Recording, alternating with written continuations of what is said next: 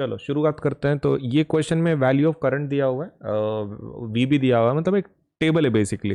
They have given us 1 2 3 4 5 values of current, 5 values of voltage, and इसका एक graph निकालो और फिर आंसर निकालो, ऐसा बोल रहे हैं। अभी ये जो क्वेश्चन है ना, it can be solve in, let's say, अलग अलग तरीके से हम लोग इसको सॉल्व कर सकते हैं, मतलब there are ways to do it. एक तो आप स्लोप से कर सकते हो, या फिर आप टेबल के थ्रू भी कर सकते हो। तो स्लोप के थ्रू अगर करना है तो स्लोप का फॉर्मूला यूज़ करना पड़ेगा, राइट। तो मैं दोनों मेथड आपको बता देता हूँ कौन से कर सकते हैं, क्योंकि यहाँ पे मेथड क्लियरली मेंशन नहीं है। प्रैक्टिकली ये बहुत अलग तरीके से किया जाता है और ग्राफ के थ्रू अलग तरीके से किया जाता है। तो मैं दोनों मेथड आपको बता देता हूँ कैसे करना है, आप उसमें से चूज कर लो। So let us draw some lines first. हम लोग कुछ लाइंस को ड्रॉ कर लेते हैं, तभी जाके ग्राफ के ऊपर कुछ निकाल पाएंगे हम लोग। तो यहाँ पे देयर इज नो स्केल, तो ये एक सीधी लाइन में निकाल लेता हूँ। ओके, लाइन तो काफ़ी एग्जैक्ट उसी लाइन पे तो नहीं निकल रही है, और काफ़ी मुश्किल जा रही है, but still let me try, है ना।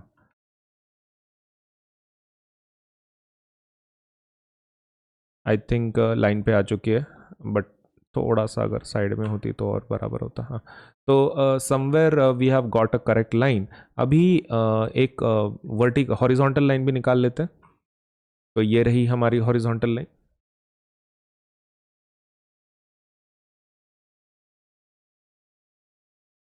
राइट।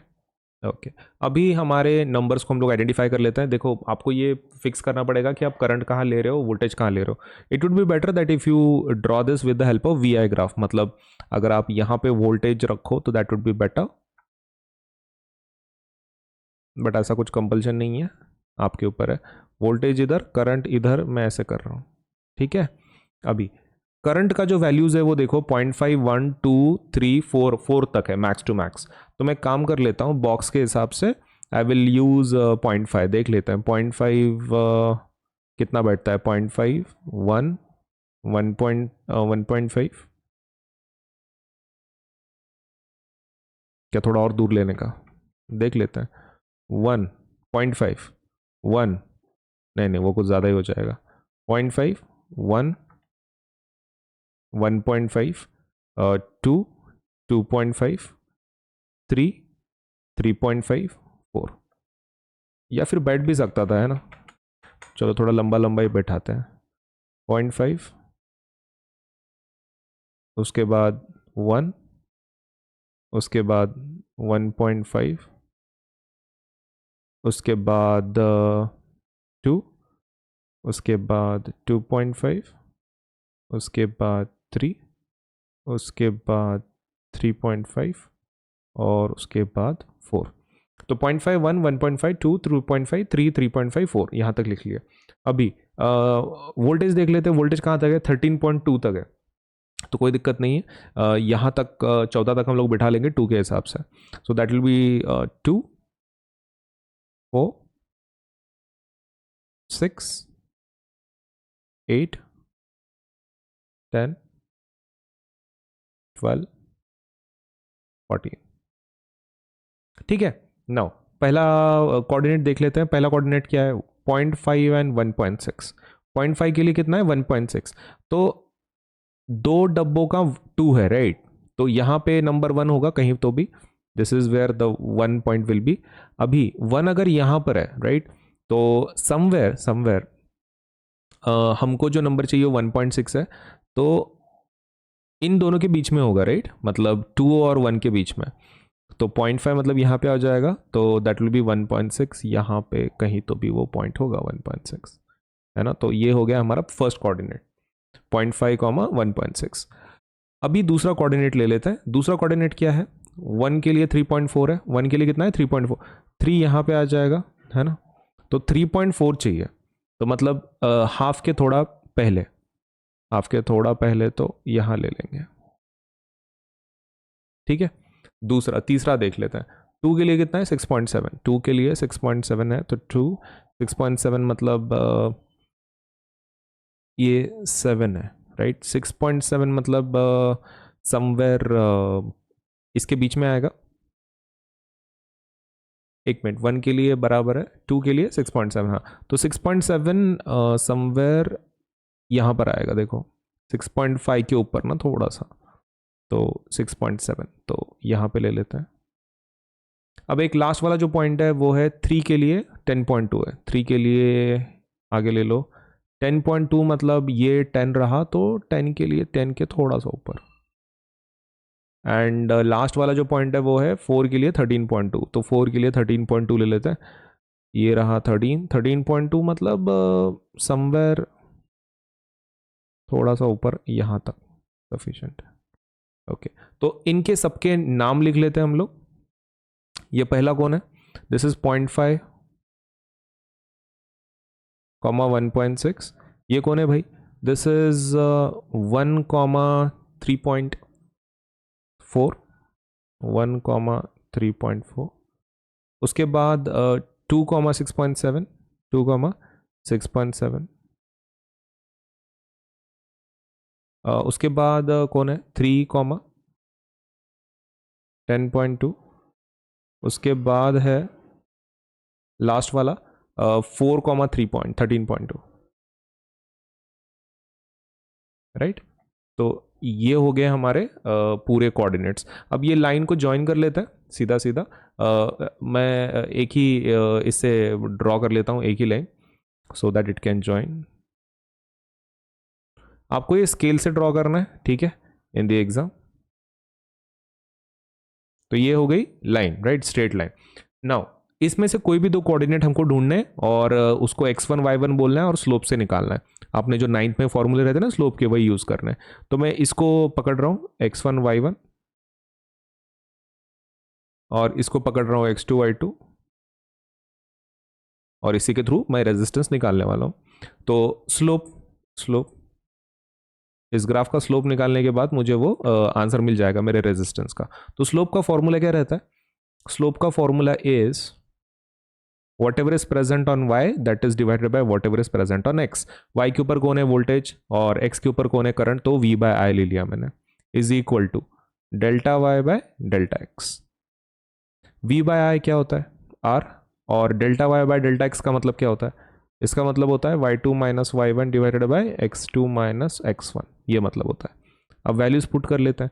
y2 का वैल्यू कितना है 10.2 माइनस y1 का वैल्यू कितना है 3.4 डिवाइडेड बाय x2 का वैल्यू कितना है 3 और x1 का वैल्यू कितना है 1। अभी यहाँ पर एक सिंपल सा कैलकुलेशन आपको करना है। आपको यहाँ पे ये देखना है कि भाई 10.2 माइनस 3.4 आपको एक करके लेना है। वंस यू डू दैट आपका आंसर कितना आ जाएगा यहाँ पे 6.8 डिवाइडेड बाय 3 माइनस 1 2। तो रेजिस्टेंस का वैल्यू कितना आ जाएगा, दैट विल बी 2 3 ज़ा 6 2 4 ज़ा, तो दैट इज 3.4 ओहम। ये आपका आंसर आ गया स्लोप मेथड थ्रू, ठीक है। तो ये आपका एक्चुअल आंसर है जो ग्राफ के ऊपर से निकालने के लिए बोला था उन्होंने, तो दिस इज द वे। लेकिन प्रैक्टिकली ये बहुत अलग किया जाता है। मान लो ये प्रैक्टिकली अगर उसने किया है, बिकॉज इतने सारे रीडिंग्स लिए मतलब वो प्रैक्टिकली उसने किया है, राइट। इन दैट केस हमको कुछ अलग मेथड से करना पड़ता है। For that you have to use table method. अब ये तो हो गया ग्राफ मेथड, ये हो गया ग्राफ मेथड। अब एक एवरेज मेथड भी होता है। एवरेज इन द सेंस जो भी रीडिंग्स आपकी आ रही हैं सबका एक एवरेज ले लो, दैट इज योर आंसर। तो मैं यहाँ पे एक टेबल बना लेता हूँ। ओके, तो यहाँ पे मैंने एक टेबल ले लिया छोटा सा।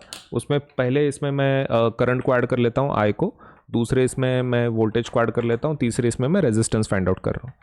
चलिए, तो सबके वैल्यूज एक बार मैं फिट कर लेता हूँ यहाँ पे, उसको सॉल्व करेंगे फिर उसका एवरेज ले लेंगे।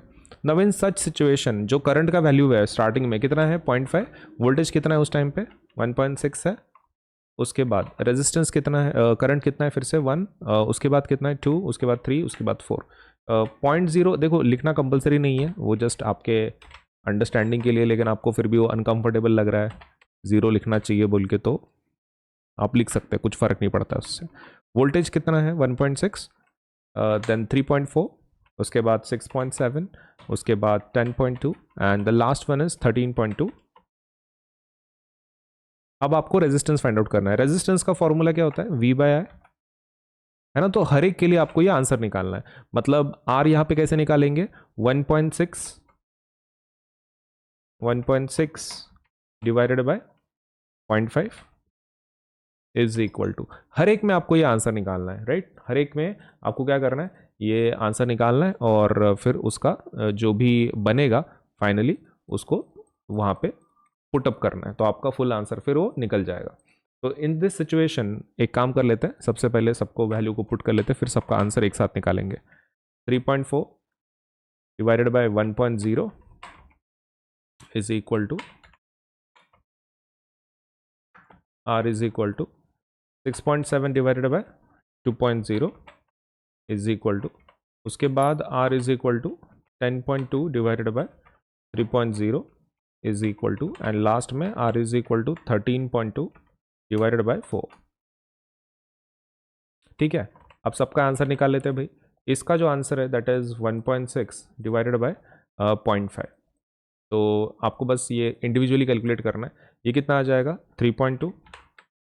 उसके बाद जो सेकंड आंसर आएगा that is 3.4 divide by 1 that is 3.4, 6.7 divide by 2 that will be 3.35, उसके बाद 10.2 divide by 3 that will be 3.4 and 13.2 divide by 4 is 3.3। तो हमारे 5 वैल्यूज आए हैं रेजिस्टेंस के, है ना। तो ये एवरेज मेथड बोलते हैं। एवरेज में क्या करते हैं ना, सबका एवरेज लिया जाता है, मतलब ये हमारे पास 5 रीडिंग्स है, 5 रीडिंग्स का हम लोग एवरेज ले लेंगे तभी जाके ये आंसर निकलेगा। ओके, तो इसको एवरेजिंग मेथड बोलेंगे हम लोग, एवरेज मेथड। एक ग्राफ मेथड, एक एवरेज मेथड। तो एवरेज मेथड ये प्रैक्टिकल सेंस में करते हैं, मतलब 5 रीडिंग लेके 5 का एवरेज लेते हैं। तो let us find it out. R will be equal to, right, mean of 5 resistance. The resistance value will be equal to mean of 5 cases. जो हमारे पास 5 केसेस हैं उसका मीन लेंगे। R will be equal to, चलो add करना शुरू करते हैं। 3.2 plus 3.4 plus 3.35 plus 3.4 plus 3.3। Average कैसे निकालते हैं, सबका एडिशन कर लेते हैं और divided by number of observations, right. तो कितने ऑब्जर्वेशंस है 5, तो 5 से डिवाइड कर लेंगे भाई। R का वैल्यू आ जाएगा 16.65 डिवाइडेड बाय 5, तो R का value is coming out to be 3.33। अब एक बड़ा क्वेश्चन वही है कि एग्जाम में इसमें से कौन सा लिखना, मतलब यू नो बोर्ड के एग्जाम में which is going to be correct. ये देखो अपने बुक में ना एवरेज के बारे में कुछ बोला नहीं है, मतलब ये प्रैक्टिकल सेंस में बोला है। तो आप एक काम कर सकते हो, ग्राफ के ऊपर से अगर बोला है तो ग्राफ के ऊपर से तो यही निकलता है, क्योंकि उन्होंने बोला है plot a graph and then calculate the resistance. तो ये मेथड एकदम सटीक है, कोई दिक्कत नहीं है।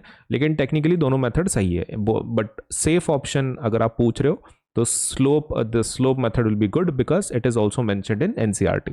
तो दोनों में से एक ऑप्शन चूज करके आप लिख सकते हो, या फिर दोनों लिखना चाहते हो तो दोनों लिख सकते हो, आपके ऊपर है।